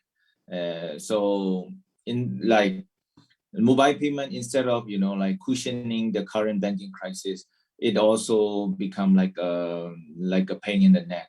The mobile payments in Myanmar were not able to run because they were like so many thousands of like mobile payment account has been banned or prohibited for like no legal reasons, and they were just like banned because the central banks or the military has ordered them to ban that account. There has been no like legal investigations or anything like that are legal, like so people distrust like to the financial systems, and the military like dictatorial move, they all have resulted like the collapse of like financial system in Myanmar. So I mean the banking problem is not new. Like the problems were there like since last year, but I mean like in last 5 years. So what the previous government trying to do is introduce a new state assets management program to initiate like managing the bad debts like of the state banks and as well as the private banks. So the coup and the military, I think they has destroyed all these like financial planning, and it has caused like the worst financial crisis that Myanmar faced. So that will not go away in the future very quickly, and so that's created like reverberated a lot of like problem in the business like sentiments. Now even like normally like Myanmar situation is like whenever like dictator government came in, and there are like investors in natural resources who are almost always happy like to come in and do business with those like corrupted dictator, because it's easier for them like if they give money and like they don't have to obey laws, and they make quick money. But now this time the only thing that is holding them is because of the general lack of like trust in the business environment, and also the uncontrolled the skyrocketing of the inflation and the depreciation of kyats, like all these combines, it's quite impossible for the investor. For instance, like in my portfolio, the energy and the electricity sectors, I already like briefly talk about like how investor could make money like by striking an agreement with the government. And the electricity, like one unit for electricity, one electricity unit is the consumer have to pay 125 kyats, like to the government, like after sudden the waiver and threshold. But that doesn't mean that like government is like making money, because out of that 125 kyats, like they have to ration is to maintenance and distribution, and as well as to the generation company. So if you consider that electricity is still subsidized by the government, And that will become worse with this, like inflation, because although there is no change in the per unit, like price that the government has to pay to the private investor in the electricity generation, the money that they collected from the end user, the customers, is in charge. So you'll see, like the dollar price hasn't changed, but the charge price has changed. So it'll incur a lot of, stress, like to meet those financial obligations. So investors are aware of that particular situation. So with that kind of, like outlook, and now, like all these multilateral financial institutions like World Bank, IMF, ADB, all hesitate, like to work with the illegitimate, people in power. I think this time we will only know, like when we have a stable macroeconomic environment, what the business look like. But for the near and the medium term, I guess it will still be very difficult for the foreign investor, like to come and do business in Myanmar, let alone, like businesses, like that are very much, like sensitive to human rights, like violation. Even the most opportunistic, like natural resources and energy company, have a hard time making investment decision at the moment. But it doesn't mean that, like illegal businesses or smuggling are not happening. Contrary to that, like we will hear a lot of, illegal mining, illegal logging still continuing at the low level. So that means, like you will see a lot of illegal extraction, smaller scale, like spreading across the country. But the bigger ones, like that involve a lot of, international financial assistance and international private equity financing, they will still find it difficult to operate in Myanmar because of the situation that I just mentioned. Thank you very much for your answer. There's a follow-up question as well, but I will come back after the same question to Ajahn Naruemon and Thapchumpon regarding how do you see the future trends of development, large-scale development in particular in Myanmar. So please share with us, Ajahn Naruemon and Thapchumpon, please. Thapchumpon, you will speak first, or I will jump in. Okay, so for my opinion is I'm looking for the grassroots level. So I will give the one scenario is the Sunway Peace Park. Sunway Peace Park is established by the local people, local parties, and they have their own system, own institution. So kind of institution we already have in ethnic area. And also they have a development plan as well, their own system and development plans. I think it might be good, and also they have other de facto government as well. Ethnic EU also we have.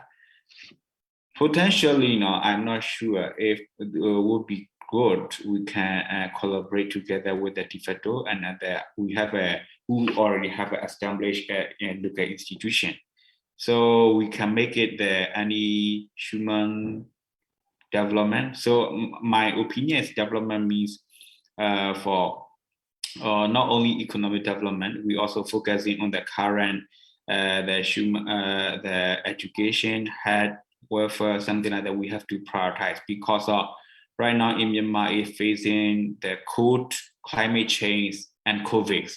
The people is a lot of suffering. So that's why we have to prioritize the people securities, health securities, and other sustainable development plans, and we made together. We should prioritize on these things. The meager development is this time is not good to invest, but for my experience, some of the small projects can be make it, because of when we have a conflict in our areas, the people is fleeing and they're hiding in the jungle, so they need electricity as well. At that time we are going to support and try to set up for the solar home system and to accept for the internet, to generate to use for the phone charger as well. We do that for the lighting as well. We do. So, but we are not good enough the technology. So, kind of the technology a company also can be invest in the current ethnic territory areas. So, can be different alternative development program can be worked in during the revolution revolution situation, revolution times. So we can make a revolution at the same time. We can make a small business plan. Also, we can do that. This is because we have an institution already. We have a strong enough because of even a lot of fighting in over the system, but we can the study could not defeat in our ethnic area because we have a lot of good enough natural resource, and also they are hiding for us for human security. So that's why my opinion is that we have to be international organization also try to think about to invest or support to the ethnic government and ethnic institution. So thank you. Thank you. I will be brief because we limited time. I think Myanmar crisis is now under 3C. So from the crisis with the C, so we have C. The first C is a conflict. So we have, the conflict, and also that conflict affect the people, the political conflict and armed conflicts, and also others. Then the second C is climate, right? So we have conflict, climate, and COVID. So these 3C is very serious right now. What we should do for the future, I would propose 3R. So the first one is redefine. So redefinition of the development. I think right now we see development only economic development and looking at the trickle-down effect. But right now it's impossible. So for me, we need to redefine the word development to be more inclusive and to ask that who will get benefit from the word development. And it's no point of talking about high GDP or growth rate if the development doesn't go to the people. And I think under this, so we have to redefine the meaning of development. The second one, the secondary, I think is we have to re-examine. At the moment, Myanmar might be at the level with the no function of the state. And also the people face the conflict, but in one way, because of the stop, through the conflict, through the process of embargo or boycott, we can re-examine the project at the, currently operate or planning to operate or already operate and planning to continue. So you can examine for all the plan. Will it be possible to do that? I think in that context, so we re-examination for the development project exists at the moment. And the last one, we re-evaluation. In the past, we always evaluate the efficiency to the revenue that generate. But I think later we might have to add a new indicator in order to be re-evaluated. But for all 3R, I think I would like the last three, right? To please return the normal life and return what you call the normal situation, because during this problem, Myanmar is now on the brink of failed state. Because it's very, very difficult for you to function. And I think this is quite serious for the people. So, and I re-insist again, this is not only Myanmar. ASEAN, you should redefine, re-examine, and evaluate yourself. Thank you. Thank you very much for the summarize of 3C and 4R. Redesign, re-examine, re-evaluate, and return. This is very important to follow those 4R as Naruemon has recommended. We have about 10 or 15 minutes, and I have 2 questions from our audience. First of all, the question addressed to Mr. Aung regarding the power development plan of Myanmar, and if there is any large-scale investment that may also impact less to the communities. Is there anything like that addressed in the power development plan of Myanmar? Mr. Aung, please. This question is addressed to you. Yeah, thank you for the questions. I think here, like, we need to understand that all the infrastructure projects or like development projects have impact, large or small. It's about how do we manage those impacts. So in terms of like currently what we are aiming, in NUG, National Unity Government, we are the government in transition, meaning we are endowed with the hope that that the future federal democratic Myanmar, we are the one who will lay foundation of the future constitution of federal democratic union of Myanmar. So with that in mind, but the power and energy, like if you look at the system, like most of these systems are very centralized. The decision making, the making of like which power plants like to be approved, and like where should we put that like power plants. These kind of things are all made by the central authority figures, and also like you'll see that most of the electricity, like power line transmissions, follow that like centralized power structure. So meaning like you see web of the national grids, like going, concentrating in the middle of the country. So these are the structural,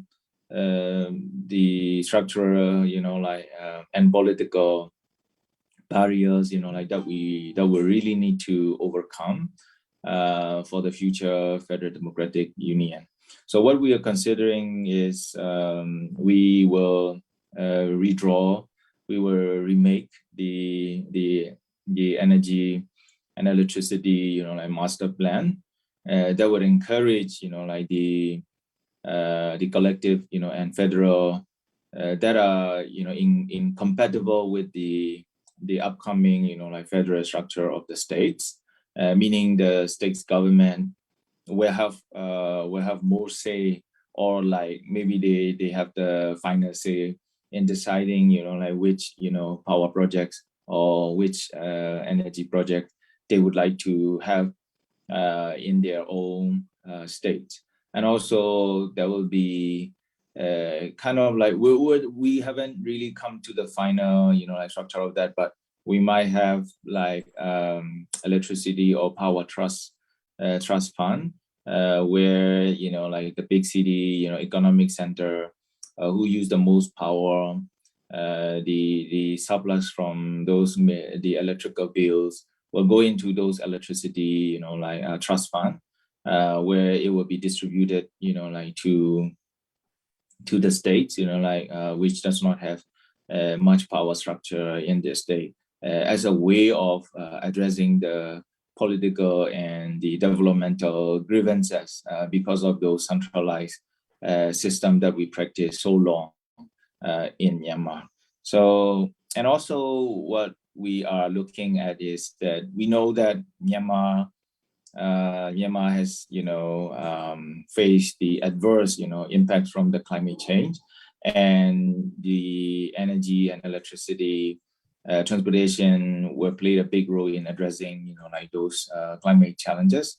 So we'll make sure that the next project will not, include, projects that are so harmful to the environment as well as people, especially the coal-fire power plant. Like we are really examining the technical, aspect as well as the political and social aspect of having those, like very polluted power system, power production, like in the system. The reason we can say that is because, as some of you know, that Myanmar recently, a year ago, Myanmar has a power tender, like 30 projects for solar power. And that has been incredibly successful, in terms of like the price competitiveness and also contribution to green economy. So we will follow these kind of stuff. Unfortunately, because of the coup, many of these, like solar projects are in the, it's almost impossible to implement. But, because our objective in NUG is that we will expand and explore solar, like that is not just, like for the like a big mega scale project, but also to really educate the individual household, to be aware of their energy usage and also become more sustainable and connected to the smart grid, so that they'll have a net, like zero, like electricity bills, like in the future. So these are a few kind of like thinkings that we develop, like at the moment. What I can assure is that we are very much aware of the climate change that Myanmar is facing. And we could be the first country in the region that have the climate refugee. But actually, if you look at the demographic shifts in the center of the country, and also the Kachin and Shan, and also like current border with Thailand, you see a large, movement of people, like from the center of the country, moving to Kachin, Shan, and border area for the reason because of the climate change, because their land no longer arable, and it is becoming very difficult to do agricultural works in the center of the country. So although not much academic inside the country has been looking into that, I would say that, like we could become the first country in the region that has a large number of climate refugee because of that. So we, like as someone, like in NUG, I'm also raising that, like climate risks, and also preparing the policy responses. For instance, although I'm not from the MONREC, Natural Resources, and Environmental Conservation, we have a situation in Myanmar where we will need to have a good policy framework for energy transition, because we might not be so advanced in the renewables or the sustainable energy system, but we will have the adverse impacts, because Myanmar has a lot of minerals, rare earths, and all these things, and inside the country, where the regulations and regulator cannot now regulate or monitor. So that has created a lot of like illegal minings. And as you know, the rare earths is the most polluted, kind of mining that you can ever witness. So that is really accelerating, could be accelerating in the future. So these are the item of concern. So we are trying, at the policy level to address, like those challenges. So in that sense, we want our power system to be more sustainable. Regionally, the decision making to be at the hands of the local communities and the local governments, and also to address some of the political and developmental grievances, because of the past authoritarians and the military junta has imposed on our society and the country. So I'll stop here, and if you have further question, we can discuss later. Thank you. Thank you very much for sharing. The plan for renewable energy, it's very bright, and it has also included in the power development plan of any country. But the implementation part is very challenging as well, especially the countries such as Thailand and Myanmar, when the structural system of the energy system, it's not really there to accommodate the renewable energy, and the situation of exclusion of communities into the power development planning is also an issue. I have two questions, and the first one, and we have 5 minutes. May I request our speakers to be concise? The first question is to Thapchumpon. How are we going to promote inclusive and more accountable investment or development in Myanmar? Thapchumpon, please. The question is addressed to you. Yep. So, to be honest, I have no idea, but we need to, or inclusive, we need to educate different stakeholders because in Myanmar we have a very diverse ethnicities, very different culture, and also different political ideology. So first step, we have to do more educate and more dialogues. This thing we should do that. The second step is that we have to be looking the current modern. You know, this is a digital age or age. How can we visit? How can we develop in our country system? So we need to do and try to figure out together. Thank you. Thank you very much. Transparency is also the key, and in the involvement of communities into any development planning and decision-making process. Our last question is to Ajahn Naruemon, which Thailand and Myanmar being both democratization, as the question say, how do you see that both countries would promote inclusive and a more accountable development in the country? As we all know that Myanmar and Thailand are very close and seems to be having a close relationship at the high level. So how do you see the investment and development being developed? Okay, I think for me, I would call Myanmar and Thailand is military brotherhood. They are not democracy yet. I mean, they're reducing. I mean, if we look at the level from 1 to 10, they're reducing from 10 right now, 5 or 3, and might be 0. So basically, the level of democracy of both countries has become, I mean, reducing more and more, looking at the situation. Myanmar may be obvious. Thai maybe look what you call more complicated, but if you look at the essence, they are similar, just between hard coup and soft coup, that's it.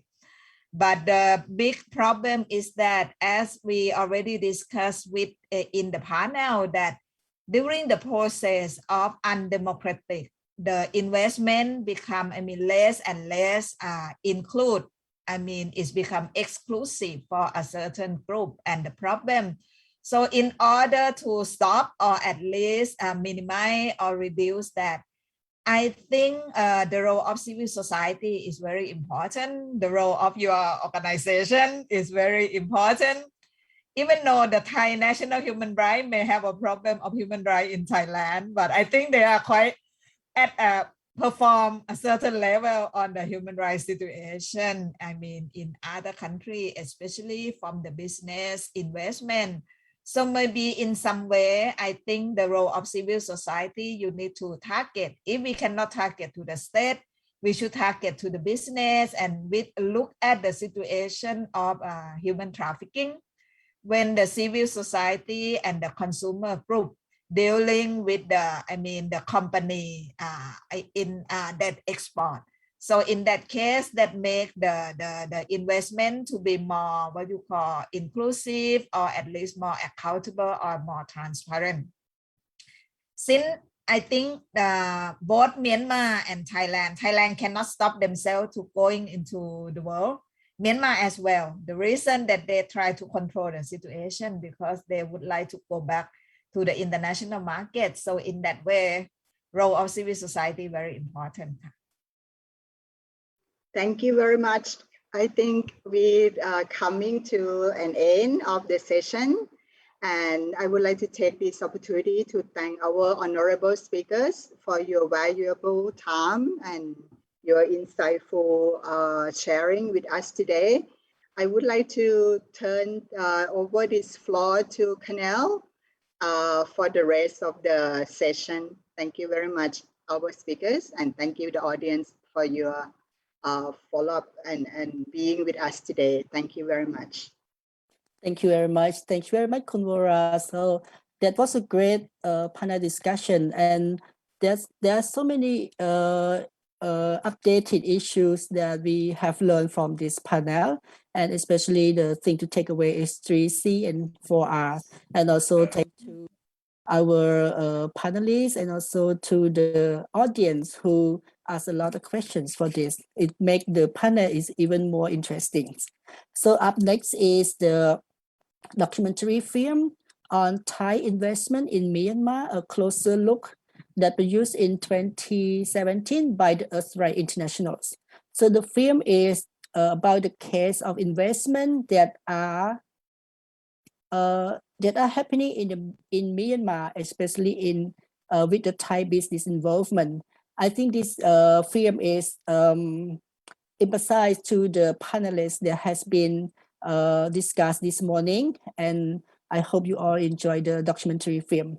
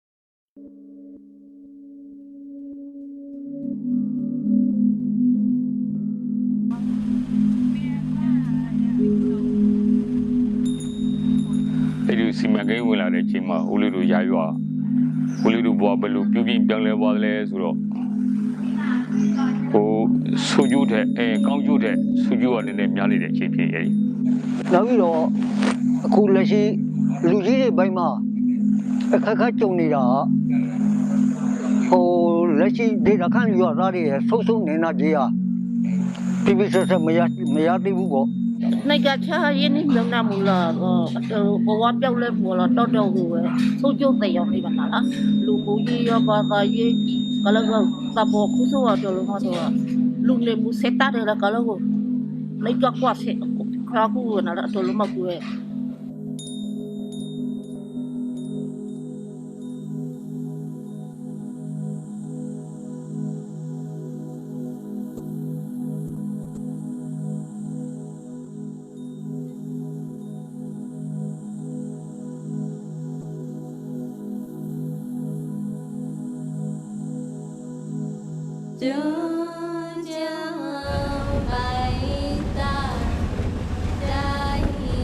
When the projects come to the way, they didn't inform to the community for the project activity.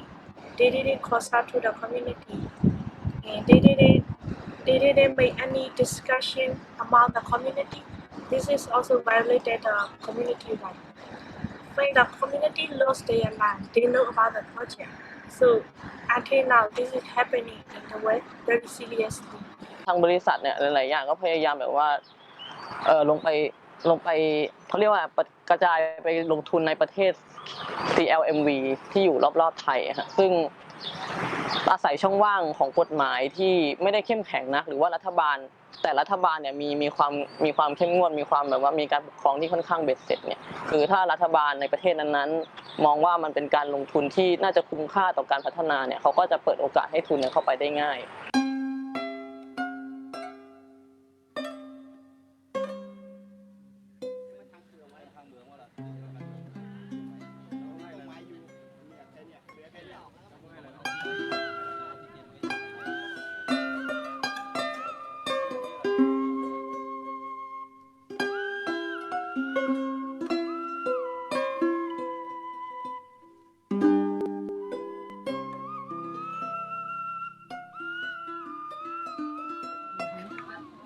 So the headman or the district governor, whether they understand the problem. I would say they understand. They know the situation. The only problem is that they just don't really solve the problem. So. Dolong ni lah ni. Nepal ngasa jadi lo suju kala matu di IPC lah bawa tu ya ada di suju ni. Actually, one of the main plaintiffs not to sue against the government.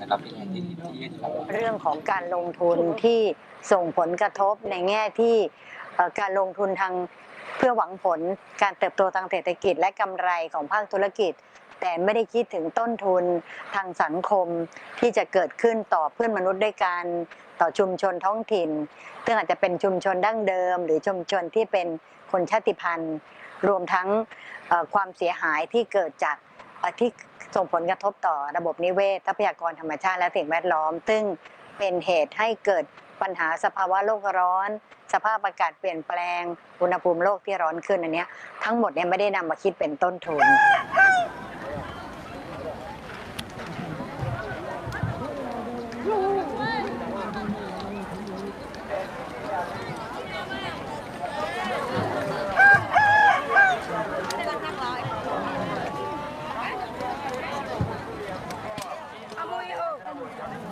Nami nunya ngah choyon ma le choyon ngo ma choyon ngo.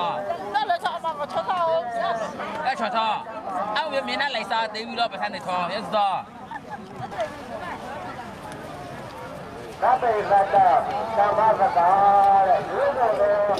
ในเรื่องของกระบวนการมีส่วนร่วมเนี่ยจะมี2อย่างคือประชาชนในชุมชนท้องถิ่นเนี่ยจะต้องได้รับข้อมูลครบถ้วนรอบด้านว่านักลงทุนจะไปลงทุนทำกิจการอะไรแล้วจะเกิดผลกระทบเชิงบวกเชิงลบต่อชุมชนท้องถิ่นต่อทรัพยากรธรรมชาติอย่างไรอันนี้ครับเป็นเรื่องที่1คือสิทธิในการที่จะได้รับข้อมูลข่าวสารเรื่องที่2เนี่ยคือสิทธิที่จะมีส่วนร่วมในการตัดสินใจว่าเขาเห็นด้วยไหมกับการที่นักลงทุนจะไปลงทุนกิจการทั้งหลายในพื้นที่ของเขาซึ่งอาจจะไม่สอดคล้องกับศักยภาพของธรรมชาติระบบนิเวศที่เป็นอยู่รวมทั้งศักยภาพทางวัฒนธรรมทางจารีตประเพณีถ้าบริษัทหรือนักลงทุนของไทยเนี่ยได้นำแนวคิดเหล่านี้ไปปฏิบัติจริงไม่ใช่แค่ CSR ซึ่งเป็นการตั้งภาพแต่ว่าอยู่ในจิตสำนึกของผู้บริหารของผู้ปฏิบัติงานทุกระดับแล้วก็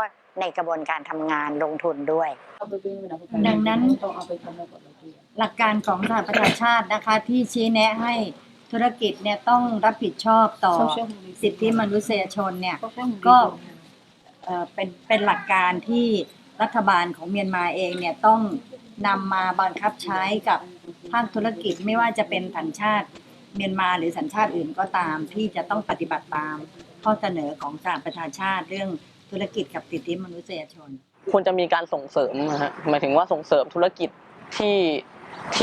ที่สามารถทำตามเงื่อนไขต่างๆเหล่านี้ได้แล้วก็แบบว่าส่งเพื่อพยายามโปรโมทหรือให้คนอื่นเนี้ยหรือว่าในพื้นที่ต่างๆผู้คนทั่วไปเห็นว่าบริษัทเนี้ยเคารพสิทธิมนุษยชนนะแล้วก็ทำตามกฎหมายของรัฐนั้นๆอะไรอย่างเงี้ยก็มองว่าอันนี้จะเป็นส่วนหนึ่งที่แบบว่าไปกำกับแล้วก็ส่งเสริมไปด้วยในตัวซึ่งทำให้ธุรกิจที่ถูกยกย่องเนี่ยสามารถเขาเรียกว่าอะไรก็ให้เกิดการแข่งขันในเรื่องภาพลักษณ์นะคะว่าพอธุรกิจนี้ถูกยกย่องปุ๊บเนี่ยเขาก็จะได้รับการยอมรับจากสังคมมากขึ้นอะไรอย่างเงี้ย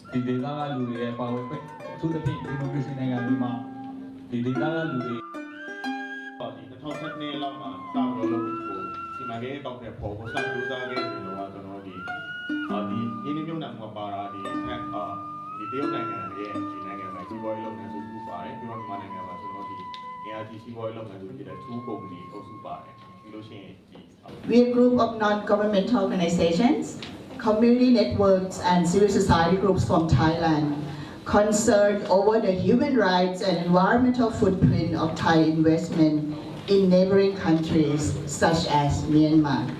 We call on the Thai government and state authorities to enact robust mechanisms to ensure that enterprises and all state and non-state owned and sponsored investment act with transparency and in compliance with human rights and environmental standards in the pursuing projects and conduct business abroad.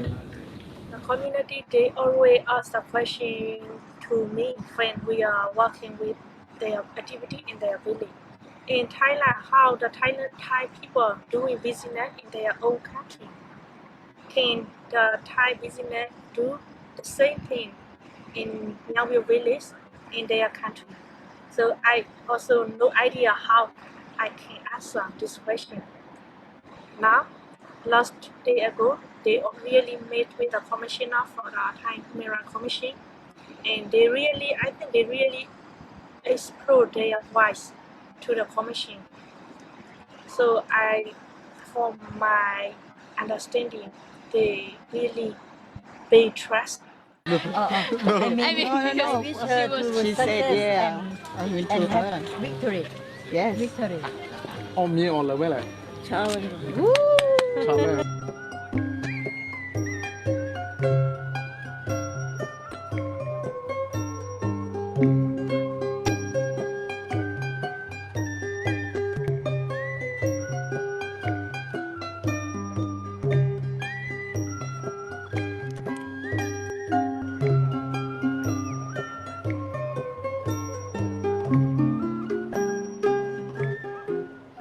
အဲ့တော့ဥရောကတော့ဖြစ်စစ်ချင်တာကိုနောက်ဆုံးပြောရမယ်ဆိုရင်ဖြစ်စစ်ချင်တာကတော့ကျွန်တော်တို့ကဖွံ့ဖြိုးရေးအတွက်မလုံနဲ့မဟုတ်ဘူးလို့ပုံမလင်းလင်းလို့လူခွင့်ချုပ်ဖို့မှုတွေပါမရှိရှိနဲ့ဥရောဖြစ်စစ်ချင်တာပေါ့လေကိုဒေတာကိုတိုက်ကိုတိုက်ပြီးကိုဒေတာတွေကလည်းဖွံ့ဖြိုးမှုဆိုတာလည်းလို့လို့အားရပါလေဒါမှဒေတာနဲ့ကိုင်းညှိပြီးတော့ဒေတာခန့်ပြည်သူတွေနဲ့ကိုင်းညှိတဲ့ဖွံ့ဖြိုးရေးလို့ဆောက်မှုအဲ့ဒီဟာတွေကိုပဲလုပ်ချင်တာပေါ့လေ I want to send my message that transboundary investment also needs to follow the law in the respect community right. Then they can make the real business and real profit for their projects.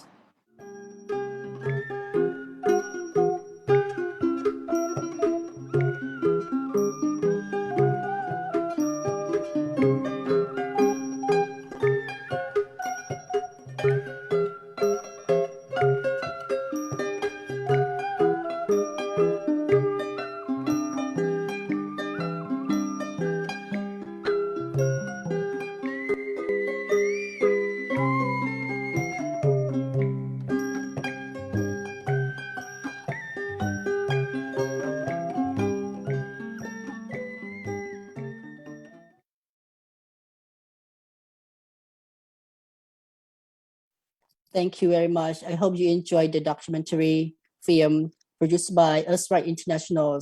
So now we come to the end of the morning sessions, and